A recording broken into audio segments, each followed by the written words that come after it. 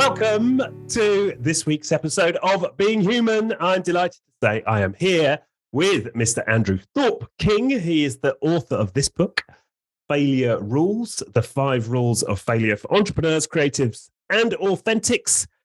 He's an entrepreneur and a man with a quite incredible story. I was riveted in parts of this book, just with your own story, let alone the stories of others that you include. So, Andrew, a very warm welcome to the show. Thanks, Richard. Glad to be here, man. Happy to talk to you. Thanks for having me on. Great.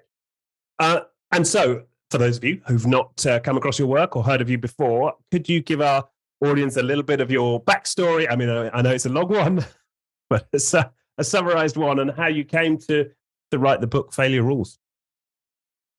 Yeah, so I have a background in a variety of spaces. So primarily it's been a dual career in the music industry and in banking and finance, right? So 2 very disparate kind of spaces, but pretty much maintain kind of this, toggling between the 2 over the decades. Also done a number of other things. I mean, I've competed in bodybuilding shows. I wrote a spy novel, owned a gym for a period of time, but primarily music and banking and finance. And now I wrote my first nonfiction book here, Failure Rules.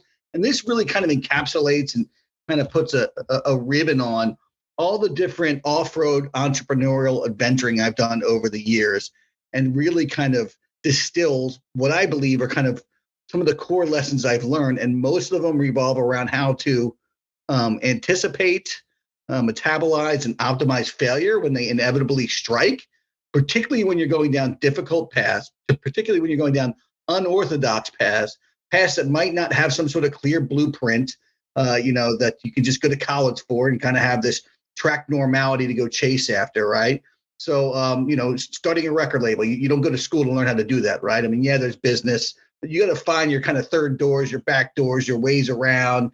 You have creative ways of kind of finding mentors in your life to do things like that. Same with other, more creative pursuits, like writing a spy novel or, whatever, or even the traditional business ventures I've done, like owning a gym or owning a lead generation company or doing online lending, all the different manifestations of financial services and banking that I've been involved with. So, this is really a book that kind of goes through all that and tries to give some sort of premeditative guidance for people on how to view and anticipate what will inevitably be, either failures or hard times or difficulties that will punctuate, a difficult path or a path more aligned with someone's true, authentic calling journey.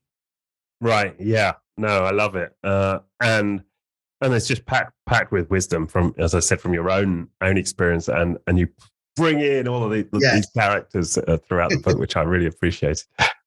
But maybe to start us off, then you talked. I love that phrase, off-road entrepreneurship. Where did this start for you? What was your first off-road foray? Yeah, so I graduated college with an English degree, but I took it by dropping my student teaching, right, or my teaching degree, right. So I thought I was going to be an English teacher, kind of by default, just because I liked reading and writing, but I realized as I started student teaching that I really didn't want to be a teacher. I didn't want to wake up early. I didn't want to teach the same material over and over again every year. I wouldn't be learning from that. And kids are all right, but I really don't want to be around them all day. So, I kind of realized that early on. I'm like, oh, shit. Now, what the hell am I actually going to do with this degree? Right. I mean, I've been sitting here, last year of college studying high level, courses on lesbian poetry and Alfred Hitchcock seminars. Right. And so I'm thinking, what do I do now? But at the same time, it was like, all right, now this track that I was on, this kind of like predictable track, is wide open. And so it actually wasn't even really scary to me. It was just like, wow, the world is wide open. The adventure begins here. And it was really then that I started like kind of feeling this intuitive sense of like trying to step by step interpret next steps for what might be my authentic calling journey, right? Even not knowing the end game, but knowing that at each kind of decision point, there was this kind of clear voice I could hear inside, right? Some might call that just your gut. Some might call that your heart, your conscious. Some might call that, the voice of God, whatever it is. I really began to listen to that in times of reflection. And I made it, a point to have lots of solitude in my life so I could hear that, get clear direction on my life and where I was going next. And at that time in my life, I really was into hardcore punk music. That was my thing. That drove me. That was kind of the soundtrack of my life. Still is at age 49. I wanted to do something in music. I wanted to do something that had meaning. I still needed to make money. And so the first thing I did when I dropped out of school is I just kept working at the same steel plant I worked at while I was in school. So I was a union steel worker for about a year. And that was a wild adventure, just working the lines every day, working around, the oft overlooked working poor, learning Spanglish, and just getting a sense of that factory life and that grit life. And that was great. I had all kinds of writing that came out of that period. And I was doing spoken word kind of events based on some of my experiences there. But I needed a bigger challenge. So I also trained for a bodybuilding show at that time. So I had these kind of dual things happening. And I was in a hardcore punk band towards the tail end of that. And started, to drifting more into that space. And then I decided to start writing for music magazines. Quickly realized that wasn't going to make me any money. So I thought, how can I still be involved with the music industry and still be connected to this passion? And so I decided to start a record label and shadowed somebody I knew who did one. And that's really when both the adventure, the meaning, and the tumult began, right? Because I talk about a calling journey. And I think two of the trademark kind of attributes of a real authentic calling journey often are mystery and tumult. That is coupled with the meaning and the joy and the passion. There is that mystery and the tumult. And that's where the tumult began. So I was freshly married. And at that time, then I was working as a bill collector for Ford Credit and hated it. Got laid off, got a pink slip right when I got back from my honeymoon. And I was kind of like, fuck it. This is my opportunity. In this failure space, in this empty space, I'm going to find a way to move into this next step of my calling journey, even if unsafe, right? Which rule number 2 is nothing is safe. So I maxed out my credit card, started a record company while I was delivering pizzas and collecting unemployment, freshly married. And lots of trouble happened throughout that time. But at the same time, here I am 20 plus years later, own the rights to over 100 recordings and have 2 record labels. And there's been a very kind of colorful up and down career that's happened in that. But moreover, there's been this true, real meaning to me. I've been able to work with bands that I've been inspired by since I was 15, still listen to on a daily basis. There's still the songs I listen to when I'm at the gym or when I'm having a difficult time or what have you. I mean, there's still kind of the undergirding strength that buoys me. Right. And as you tell that story, I'm struck by, because so how old are you when you must be you're still in your early 20s, are you? And you're getting married and you're starting this record label?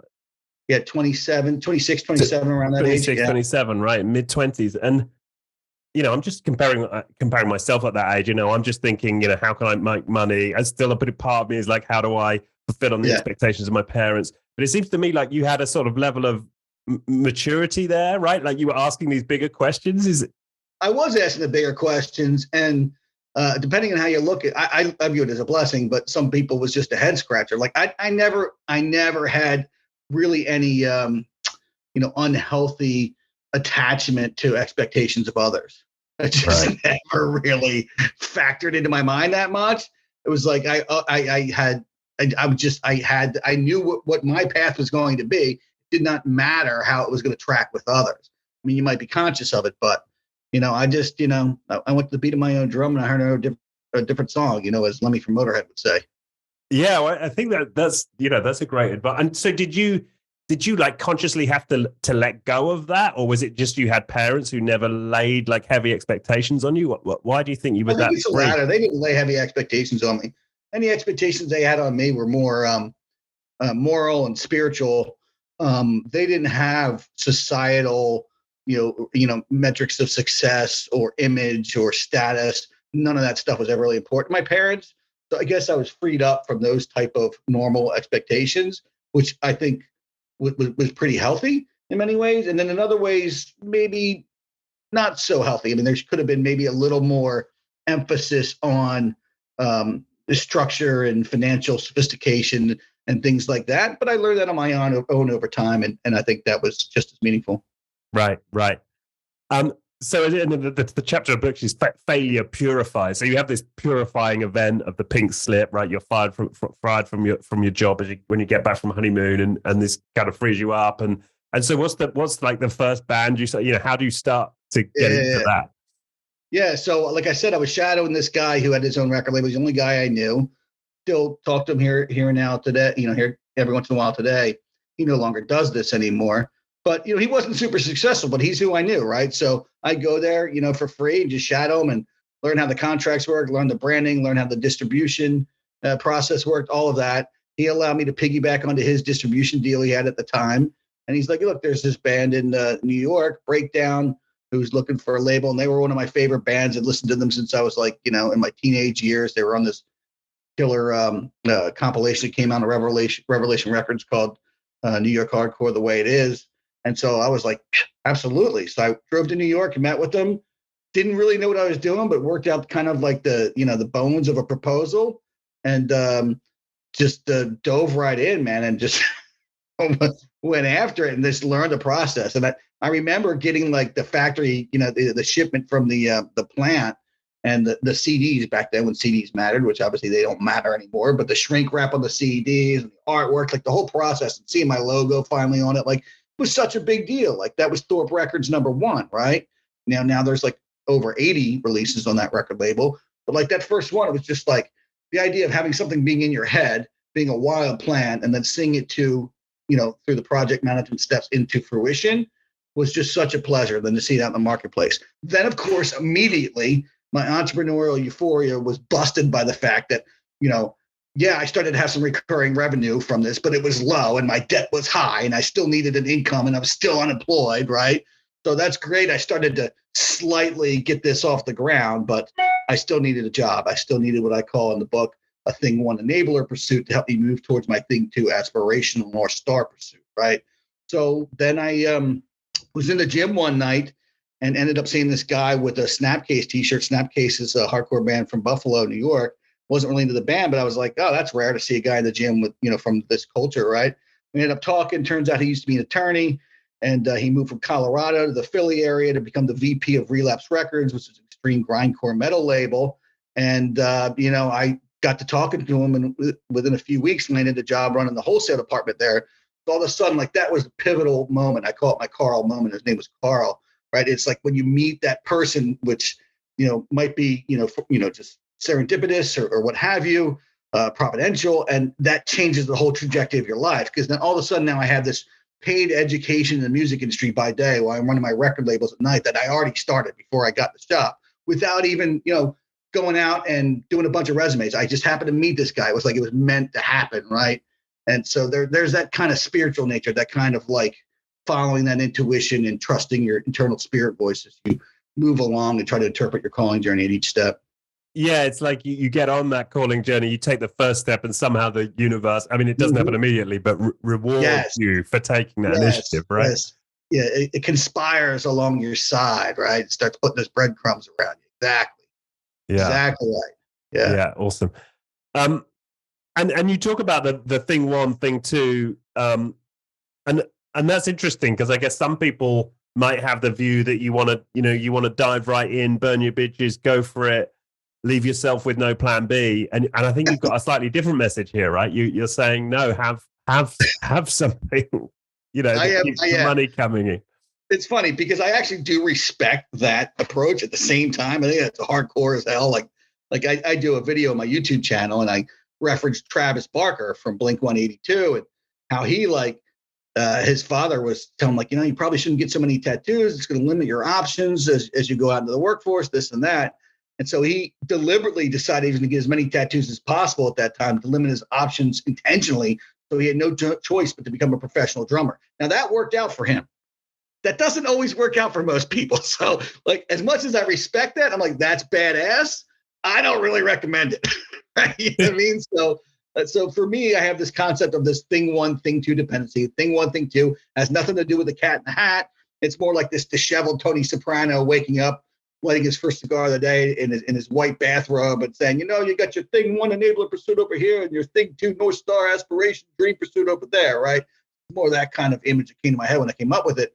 But it's really this idea that, you can't always go straight at your dream because failure rule number 2 is nothing is safe and your dreams aren't fucking safe either. So you can't always go straight at your dream, right? You got to find some sort of creative way. And even though nothing is safe, try to make it as safe as possible, right? So build some scaffolding, have some undergirding, have a plan. Even though failure will strike, you want to mitigate it. The most self-evident failure rule is try to avoid failure as much as possible. So, have some sort of plan. And this thing one is really whatever it is that is the structure that enables you to more safely and more probably get to this aspiration, right? So I go through some very creative examples of the book. The obvious one is bang down a 9-to-5 job and side hustle very slowly your dream on the side. But there's other ones that can expedite reaching your dream, right? So I talk about these two brothers from Lebanon who come over to the States, Shia Muslims, and they needed some startup cash because for them in America, like their pursuit of happiness was to own businesses. They wanted to own some brick and mortar businesses and be their own bosses, right? They had no cash. So they sacrificed and they worked for Disney on Ice, traveling, working the merch truck, selling swag to like mothers of little girls who love princesses, right? And Disney on Ice covered their lodging, covered their food, so they had no expenses. They had no home. They're married to the road, probably pretty lonely, not exactly a fun job. But they did for the 2 years, they banked all their earnings, had the seed money, ended up, kind of seeding this somewhat retail empire in the city they lived, where they owned cigar lounges, they owned gas stations, they owned gyms, they owned nightclubs. And that was their thing one enabler was that Disney on Ice, which gives a more rich narrative story to the eventual achievement of their thing to dream, right? So that's kind of the concept, right? It's not always just like quit your job and just go straight after it, right? Because that doesn't always work out so well. You kind of have to have a portfolio of pursuits and have different gradations and percentages of meaning and money that kind of come from each thread of that portfolio.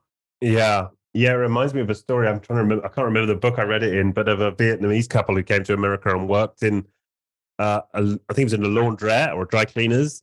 Yeah. And then they slept in the back of the dry cleaners, saved all of their wages. And I think over several years until they had enough money to own their first laundrette. They then lived in the back of that laundrette.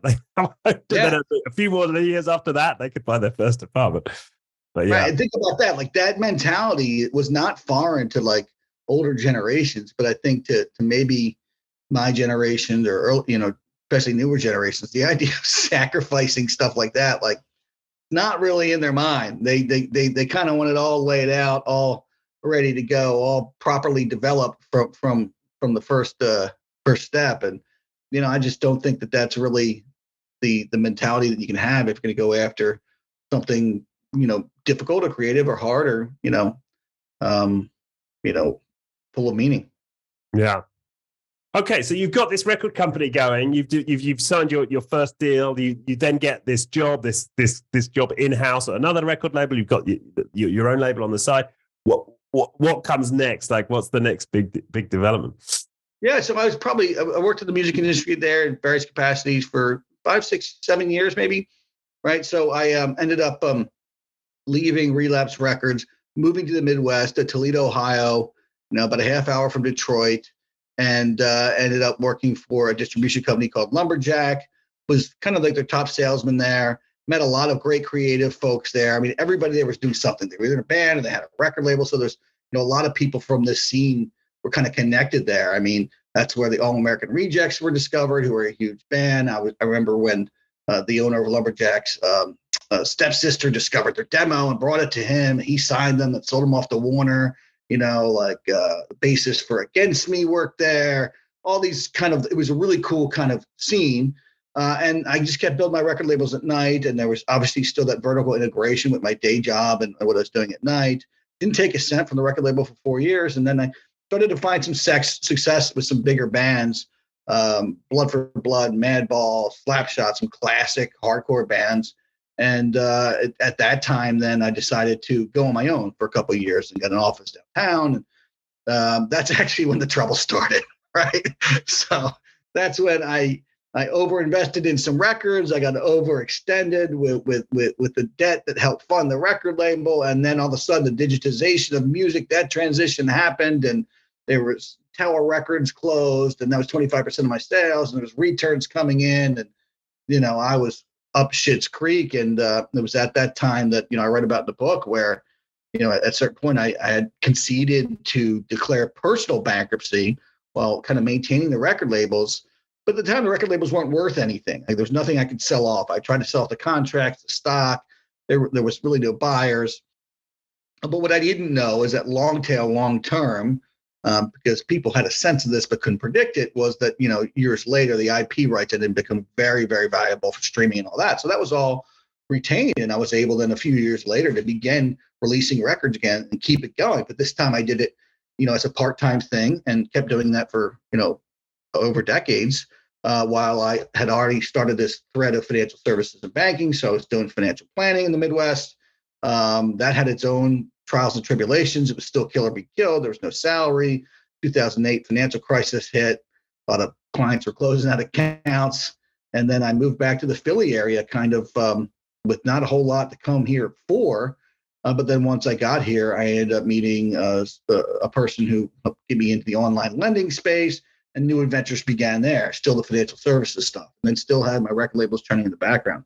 But then the genesis of this book really was, I was walking on the beach in Jersey, Brigantine, New Jersey, 2013.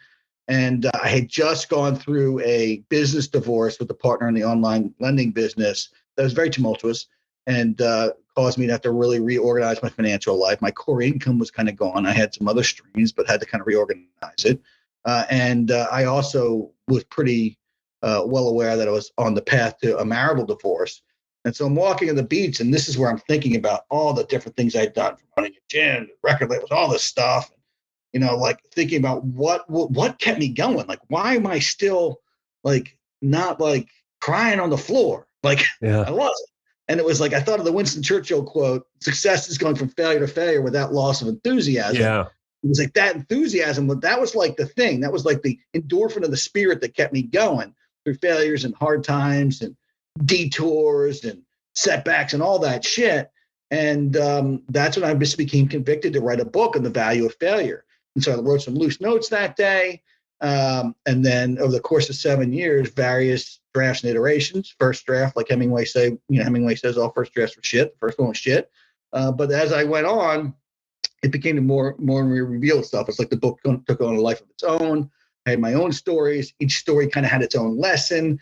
I then started to observe that these lessons kind of bunched up and rolled up into overarching kind of concepts or rules that became the 5 rules of failure. And then I layered in for validation a whole host of very diverse virtual mentors of mine that connected with each lesson.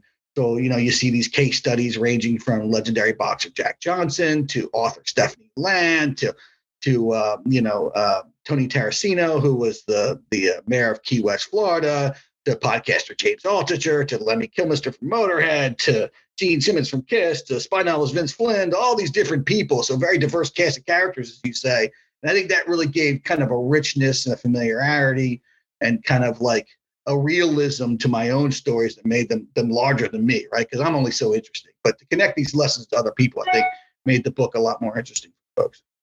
Yeah, absolutely. And where I've got really hooked in what you've just described, and it's great that you pointed it out, because that is so true. I mean, the extent of the adverse experiences you have is just extraordinary, right? You're on food stamps. You go through, I think, at least 2 divorces, right? Yes.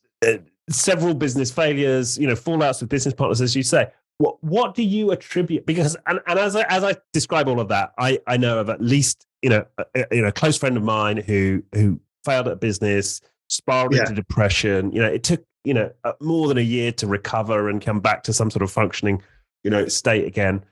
You see it in the newspapers all the day, right? Guy loses his business, shoots himself and his wife and his kids. The people can have very serious, adverse reactions to business failures, right? But as you say, failure is part of an entrepreneurial life, an authentic life, and aligned. If you're aligning to a purpose on some level, that's going to be entrepreneurial, and you're going to face failure. So what is it about you, your practices, your mind? What is it that has you stay, relatively stable during these adverse events? So, obviously I'm still a human being. I still have emotions. I still have sorrow. I still have pain that occurs in these moments, right?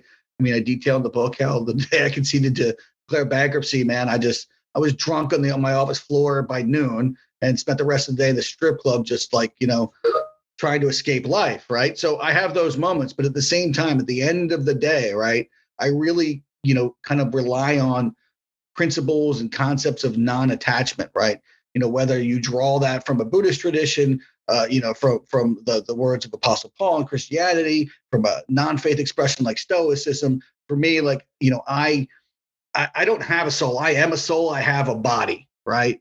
And that's kind of a phrase that my friend Raghunath Kapo, Hare Krishna devotee, singer for the hardcore band Shelter, says a lot. To me, like, that is what it says it all for me. Like, the external stuff, the physical stuff, it's going to shift and crumble. All of it's going to move around. But what matters is my spirit soul, which is, internally anchored and eternally connected, right? So it's like I have this spiritual core where I believe I'm more than this flesh. I believe that I'm more than just an interaction with my accomplishments, an interaction with the external material things in this world. I love to maximize and enjoy all those things. Don't get me wrong. You know what I mean? Like, I'm not against material things. Like, I like driving a Cadillac. I like smoking cigars in my hot tub. Like, I love all that shit. But if it gets taken away, it is not who I am. So if my business gets taken away or a pursuit fails, I don't over-identify with it, although I do identify with it softly, but it's not my primary identity. My primary identity is transcendent. It's eternal. And that is my anchoring. That is my kind of disposition in the world. So I really hold loose those attachments of the world. So that really has been, I think, the anchoring sensibility that keeps me going and keeps me grounded, through turmoil.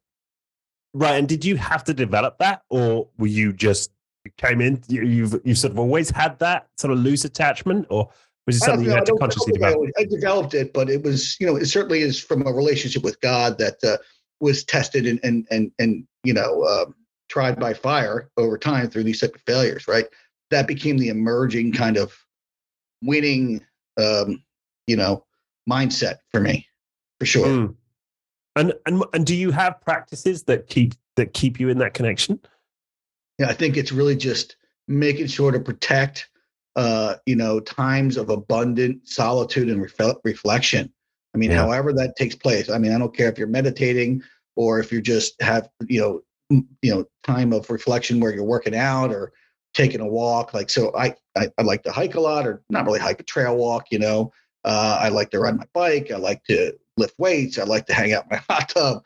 Just like not being that social. When I am social, I'm very outgoing, very gregarious, and I enjoy the hell out of my friends, and I like to party. But I like a lot of time alone, man. It just gives me that clarity, helps me hear that internal spirit voice, helps me remember how to be oriented in the world, and to be loosely attached to most of the things in my life while still enjoying them, while still chasing after them, while still being ambitious. Like, those two things can happen at the same time. Yeah. And what you're saying, they're listening to your spirit voice. Yeah, that's or your intuition. That's so many people muzzle that. So many people just bury that with noise and social media and feeling like they can never be alone. They can't even drive a car without having music on. Like, they can never. They constantly need inputs externally, almost to crowd out that voice, right? Because they're afraid of what it's going to tell you. Because sometimes it tells you things you don't want to hear. That's the important thing, isn't it? It tells you things you don't want to hear. And yeah, but you got to hear that shit, man. You got to hear it. And there's an interesting moment in the book where you say you come up with this idea for the book. You've spent this time on the beach, and you go back to your wife, and the reaction isn't like unbridled enthusiasm, right? No, it's certainly not, because I have all these ideas, right? And yeah, getting a job and replacing that core income in a traditional W-2 way was something that I knew I had to do. WT way. What's that? What does that mean? W-2, like, that's the tax form in the U.S. for like a big employee, right? So I knew I had to do that, but all she gave a shit about was safety, right? I mean, that's a reality, right? She didn't care about whether I liked what I did. It's like, just bring home the paycheck. I mean, the reality is, like, I'm not trying to be overly, critical or mean, but the reality is, I think in that marriage, looking back, my role was essentially to be a sperm donor and a paycheck. That was it. So, like, how I felt about my calling or chasing after potentially risky or difficult things, that didn't really track well with someone who was just looking for safety, right? And fine, many people are like that. But this book is for people that are not. Like, this book is for people that view nothing as safe anyway. As like Stephen Pressfield, the writer, talks about, many people who kind of have that, like, safe life. He believes that, they might have all the externals kind of in line, But if they're ignoring some sort of burning thing that they're supposed to do and they don't do it because it's not safe or because they're afraid of what people think, that even if everything looks good and their house is in order, so to speak, they're often suffering from like what Thoreau talks about, which is that living a life of quiet desperation, and they're going to manifest some sort of dysfunction, some sort of sickness, whether it's mental, emotional, physical, relational, something, by not chasing after that. So, the reality is, even what looks safe isn't really safe from that perspective, because you're not really going to be reaching a spiritual, emotional wholeness, an integrity with the core of your being. While you might have everything on paper lined up.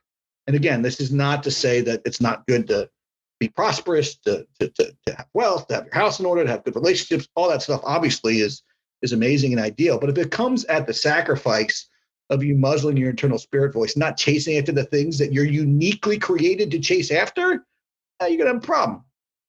Yeah, you're setting up chronic problems, right?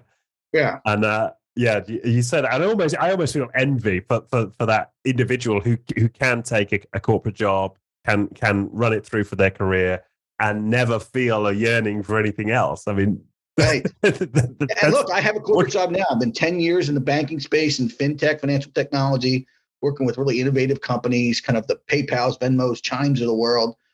But if I didn't balance that against other creative pursuits and entrepreneurial pursuits, running my record labels or writing books or doing other things, man, I'd probably die inside. But I view it as an enabler pursuit. And then it has value and has meaning, but only as it's related to, as it powers and connects to these other things. In and of itself, man, I'd be withering. I'd be manifesting those same sicknesses that Pressfield talked about. Right.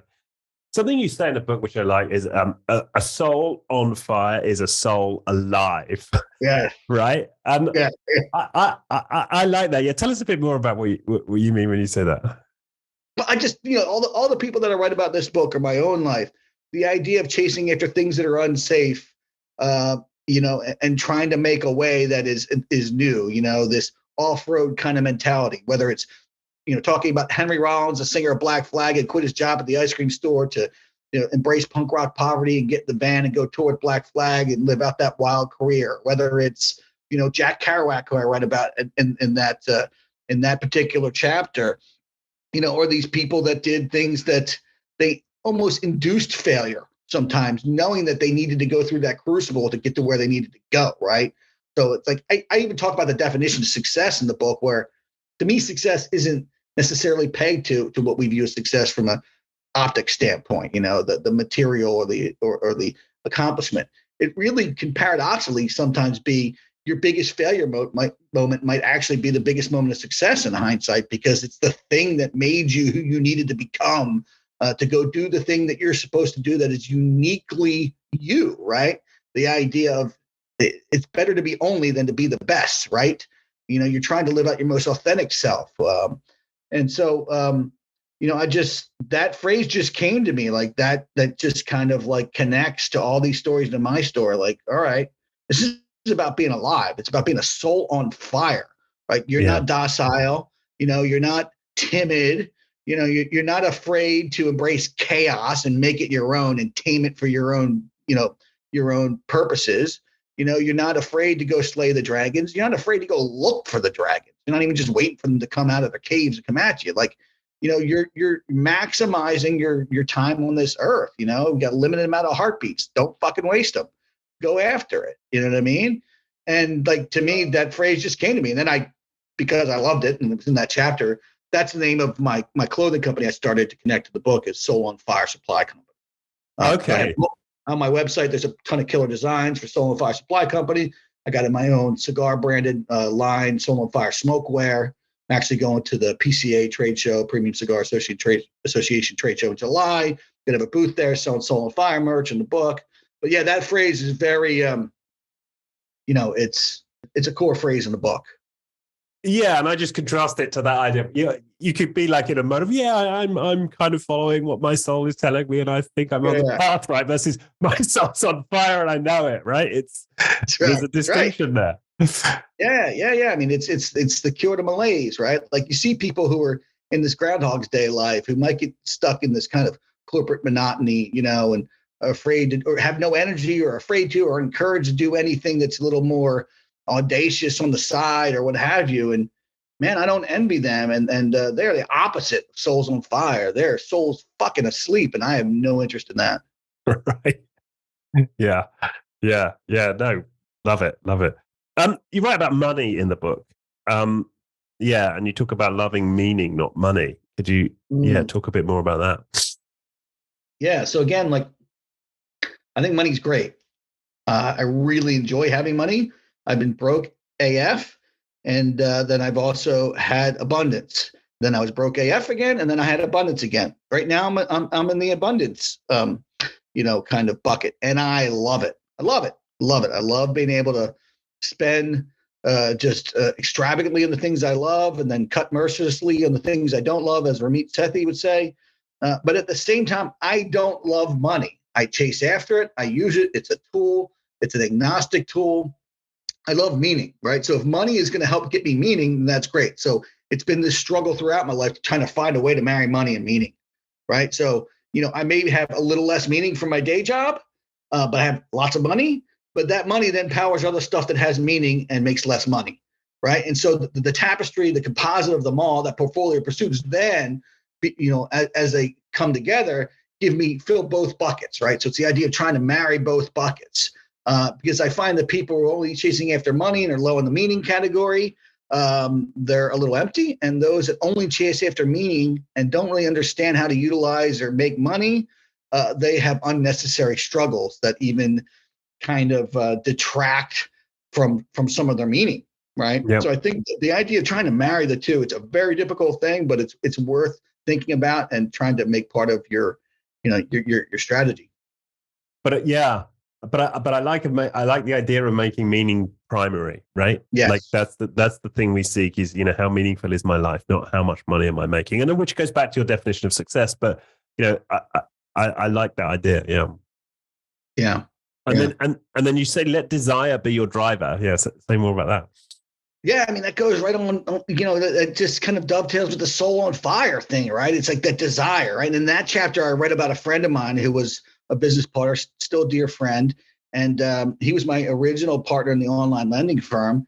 And then we bought a gym together. We ran that. We kind of had the shopping center where we had our online lending office right next to this gym we owned, right? So, I mean, I'd be like, at the gym doing leg press with somebody from my online lending business coming over and help me and give me a file to like underwrite while I'm doing leg press. It's like this cool synergy, right? And but he was in the mortgage business years before, and made a mistake and ended up having to go to prison for a little under a year, federal prison, for the mistake he made, and that caused some tumult in the businesses we owned and some rearrangement. While he was in prison, man, like he was still so on fire. Like desire was his driver. Like he was in there writing business plans in prison. He met one of the only kind of white collar guys in the prison camp. They came up with ideas. He got out of prison with no credit, no assets, felony on his record, right? And then ended up, working as a desk clerk at a hotel at first, just because that's the only job that could get him.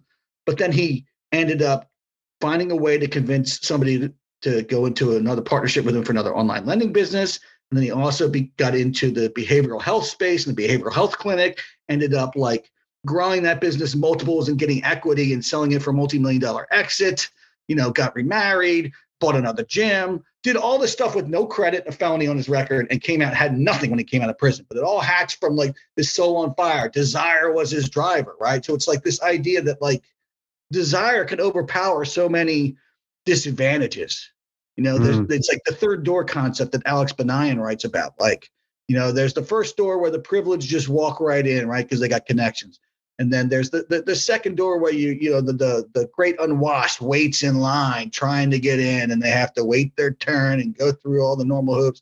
And then there's the third door where, the renegade finds a way to go bang on the window, run down the alley, kick down this door, and find a way in, right? And like, it's that third door mentality coupled with desire and the soul on fire that helps you find a fucking way where it seems like there ain't no way, I love that. I hadn't heard that before. Yeah. The different doors. Yeah. That makes sense. Yeah. Yeah. That makes a lot of sense.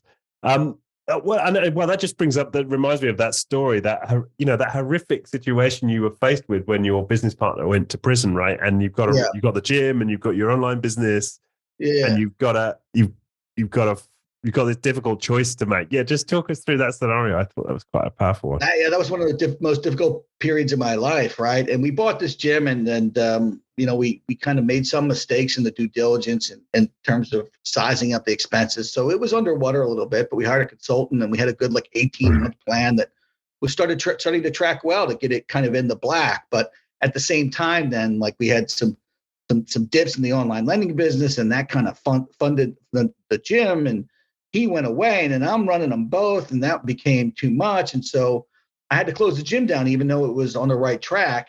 And that was difficult just in terms of how it had to happen. And then while he was in prison, I was sending him money to his family. And then that was not possible at one point. I had to go meet with his parents and explain to him why I couldn't do that anymore, all this stuff. It was just very, very difficult time. But in the end, we still had this friendship that even through some of that stuff, we still endured. We still really great friends now and hang out, and again, meaning over money.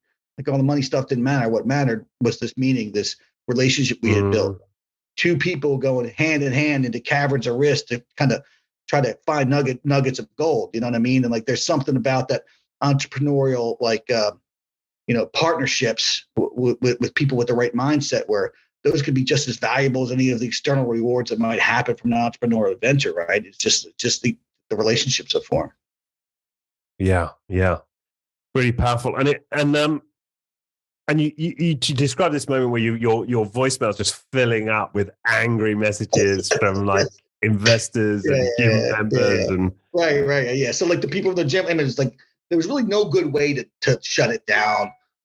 No way where you weren't going to piss off people. It's the tragic moral choice concept. Try to find a way where there's no good decision, just a less bad decision, a less bad path, and that's what this was. And people were really, really pissed off, and people wanted to kill me and this and that because it was I had to lay off people, fire people, or whatever, close it down, and it was somewhat abrupt. There was really no way to kind of phase it out because of some of the circumstances. And yeah, I just felt that to my core. I hated being the bad guy, but I had to be the bad guy. I didn't have much choice, and I had to get over that. Sometimes you just got to get over that with peace, right? And for me that weekend, might have been a little too much bourbon and whatnot just to try to get through it, but eventually did. And that's kind of one of the things, man. There's some things where, you're going to be the bad guy, whether you like it or not, because circumstances force a hard decision that you wish you didn't have to make. And, some things are just not clean, and you got to find a way to be at peace with that and just try to minimize any negative effect on others in certain decisions. It's just like a CEO has to invoke a reduction of force. I don't want to do that. Sometimes you have to, and it's those type of decisions in business as a leader or as an entrepreneur, you kind of have to have a certain kind of mindset to be able to endure that and digest that. Yeah. And obviously you joke about being the bourbon, but is there anything else you're relying on there to get you through that, right? And to not kind of spiral and lose it completely? Again, it's the spiritual stuff, it's the non-attachment relationship with God. Couple that with some good bourbon, some good cigars, some good friends, man, I'll get through it, and just philosophical, girding, right? Just relying on the things I've learned, a lot of things I document in the book or things that I've learned from virtual mentors, knowledge is power. That's such a cliche damn thing to say, but it's true, right? If you're a reader, if you're a thinker, if you're someone who reflects, if you're someone who integrates deeper ideas into your life practically, then you can practically get through a lot of hard times. Yeah.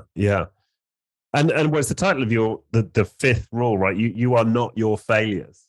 Yeah. So I suppose that touches on, identity and who you are. And I know we've already touched on it, but yeah, could you expand on that idea? You are not your failure. Yeah, I think it goes back to just not attaching yourself to to optics, to the potential impressions you make on others. Know who you are and know that, a failure is just an event. It's not you.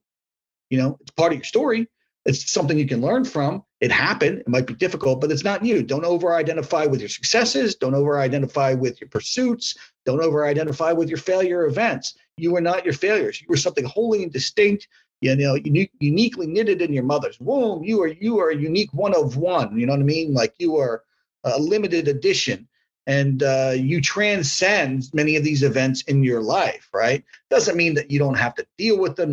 You still have to deal with the consequences of failure, especially ethical failures. I go through examples of the book of Elgin James, who was a former gang leader and a straight edge hardcore punk gang in New England. He's actually the half brother of Jocko Willink. And oh, really? I didn't know punk gangs existed. Okay, I knew punk bands existed, but punk gangs. This gang FSU, which stood for Friends Stand United or Fuck Shit Up, depending on who you talk to, right? But yeah, he got arrested on an extortion charge, and but at the same time, he kind of redeemed himself and moved away from violence. And on the day of his sentencing, it was like this juxtaposition, because that was the day he got a deal with Universal Pictures, because he began going after his calling journey of screenwriting as he turned away from violence. Became a mentee of Robert Redford.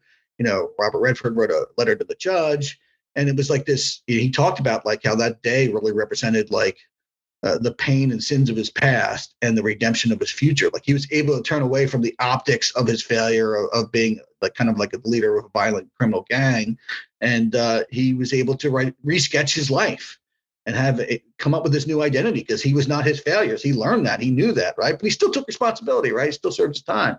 Went on to become the writer for Mayans MC, the spinoff show to Sons of Anarchy on FX, and done a lot of other great things. And so like that's one of the examples. Like you still have to deal with the consequences of failures, whether they're ethical or whether entrepreneurial. Like you declare bankruptcy, you got to deal with that shit, right? I mean, or like financial things happen, you got to deal with it. That doesn't mean that's who you are. You have the power, the ability to reinvent constantly. Like make reinvention your utmost skill. That's another chapter in the book. Yeah. And that goes back to your idea of like we're a soul inhabiting a body or something like that. That's right. If you've got that as your sort of framework, your philosophy, then the idea of reinvention becomes easier, right? It's not like exactly I'm tied to this vessel with this history, with these skills or whatever. Exactly right. Exactly 100% right. Right. Yeah. No, I can see that. Wow, this has been an absolutely fantastic enlightening experience. Is there anything here we haven't touched on? I really feel like I've got a good sense of your philosophy and the main thesis of the book. Is there a story that really touched you that we've not shared, or is there something you'd like to talk about that we haven't touched on? Yeah, I don't know. I mean, I think when you end on failure rule number 5, you are not your failures, like that's the last one for a reason. I mean, that really is kind of like the capstone. You know what I mean? Like that is the key takeaway. I mean, the book ended failure rules. Failure rule number 1, failure purifies. That's kind of the catalyst to go through the process, become that next best self through the trials of a failure. And then the end result is, in order to do that, you have to detach yourself from the negative optics of failure. You have to realize that you are not your failures. Then you can reinvent. Then you have this empty canvas. You know what I mean? And to me, I think that's the overarching lesson of the book, or overarching message of the book. But in terms of any particular story in the book, nothing specific comes to mind. I mean, it's 480 pages worth of, I think, chock full great stuff. Even though it's long, a lot of people tell me it's like an engaging read, and they burn through it. So, oh yeah, it is. It really is. It's like every page is a new story. It really is. It's wonderful. Good. All right. Well, yeah. Thank you once again. Thanks for having me, man. This has been fantastic. Yeah, thanks for great questions and reading through it, man. And thanks for thought you put into the interview, for sure. And in terms of where's next for you, creative, what's your calling journey taking you to next? Yeah, so like I said, still grinding away at my day job in the fintech space, enjoying that, and then just really, I had a multi-year plan to try to get this message out for failure rules in the book, right? So sales are doing well and consistently growing. Been on like, I don't know, 40 or 50 podcast media experiences. I'm going to keep doing that until that's exhausted. And then sometime next year, I'm probably going to start my own podcast. So I'm building up my network and my list of people that I want to have on and that kind of thing. And doing some events. I'm going to doing some events in the cigar space, in the music space, going to the This Is Hardcore Fest this year in Philly, which is an annual hardcore fest. Going to have a booth there, selling books and merch, and just trying to build up the audience and find ways to get this message out as much as possible. I've got the YouTube channel at Andrew Thorp King. Follow me on Instagram at Andrew Thorp King. No E on the end of Thorp. And you can order the book anywhere they're found online, anywhere where you buy books online. Get me at andrewthorpking.com. No E on the end of P or Thorp. And you can get merch there. There's a soundtrack for the book playlist on Spotify and Apple Music. The actual I'm music. definitely going to check that out because I've never been into like, the heavy. Yeah. But, now I'm really like, okay, I want to check some of these songs out. I mean, the lyrics are great. I mean, this is it's one of my revelations in the book. I didn't know these like metal bands could write such good lyrics because, that's right. Yeah. Yeah, but it's interesting you say that because a lot of people are like, man, I didn't know that they had such deep, thoughtful, reflective lyrics and all that crazy music. I'm like, yeah, it's not just, it's a lot just, of it's really profound because somebody, for whatever reason, I've just never resonated. I've just the sort of the sound is just whatever, right? I've just sort of bounced off it. But yeah, to read the lyrics in the book, I was like, wow, there's something to explore here. Yeah, that's cool. That's cool. See, I'm being an evangelist for the value of hardcore punk poetry as well. Look at that. Yeah. Yeah, it's interesting because I've been to a few poetry nights and seen some poets. So that's interesting, actually. Some punk poets that I've really been into. Some, punk. Yeah. Got some big poetry scene here in the UK. Nice spoken word scene. So yeah, but that makes sense actually. Yeah, a lot of the punk poets were the most impactful. Yeah. Great. Awesome. And then you got the Soul on Fire merch. Yeah. That's right. So we'll put the links to that as well. Yeah, Soul on Fire Supply Company. Yeah, absolutely. Awesome. Okay, well, this has been fantastic, Andrew. Really enjoyed it. Fantastic, great message here. And a great message, I think, for people who have the reality of a day job, but have this sense they could be doing something more. Well, you kind of lay out, right? This isn't pie in the sky shit. This isn't like, oh, you can go live your dream and it's all going to happen. You can quit your job to be a millionaire. That's not what this shit is. This is real deal grit. How do you find meaning, marry it with money amidst the challenges and the complexities of potentially having a day job? How do you do all that and still go after it and maximize your usefulness and meaning in the world? Yeah. And you hear a lot of people will resist that, will be like, yeah, but how will I find the time? I've got this and I've got that. And they come at it from like a time management question. It's not. It's like, what's your that's the place to start, not like where do I find the time, right? That's right. You're putting find the why, then find the fire, and then get after it, and find a way to make it happen amidst the challenges and the everyday responsibilities. Yeah. Awesome. All right. Thanks once again, Andrew. Can't wait to get this out there. We'll get the That's your rules, the 5 rules of failures for entrepreneurs, creatives, and authentics. Go buy it. Go buy it. Absolutely go buy it. All right. Thanks again. Richard, pleasure. Thank you.